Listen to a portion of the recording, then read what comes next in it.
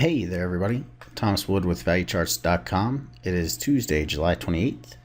We're going to take a look at crude oil, and more specifically, we're going to talk about one of the trades we had in the trading room. They worked out really well, but what we did was we waited a long time today. It seemed like we sat on our hands basically for 90% of the trading room, and then right at the end, we had the crude oil trade trigger, and that worked out perfectly. But it's important as a trader to be patient and actually wait for your setup to signal and actually trigger to get you in, and don't try to jump the gun because you think it's going to trigger coming up pretty soon. So for example, what we were looking at with crude oil was a bull flag setup on a 30-minute price chart. So right at 8 a.m., okay, we came into the trading room and we waited for 2.5 hours to 3 hours for the setup to play out. Now crude jumped and then pulled back, and we kept saying, okay, it looks like it's forming a bull flag. Wait for it to break the previous bar's high. And then once it breaks the previous bar's high, then we have our trade entry.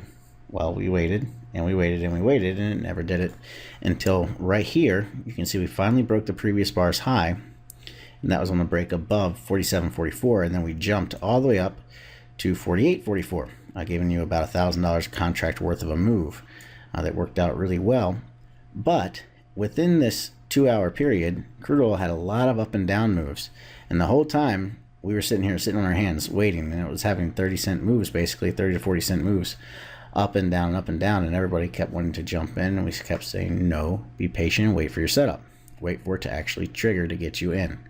And then by doing that, you ended up only taking one trade, and that one trade ended up working out really well. So this is just a word of encouragement. Make sure as a trader you are patient and wait for the correct setup to show up, and then place the trade. Don't jump into a market just because you think it's going to trigger, or that you think it's going to run up there and turn into the actual setup that you want it to be, because it's not always going to do that. Wait until it actually proves to you that it is, and then jump in. All right, that's it for today. I will see you in the trading room tomorrow morning bright and early, and until next time, happy trading.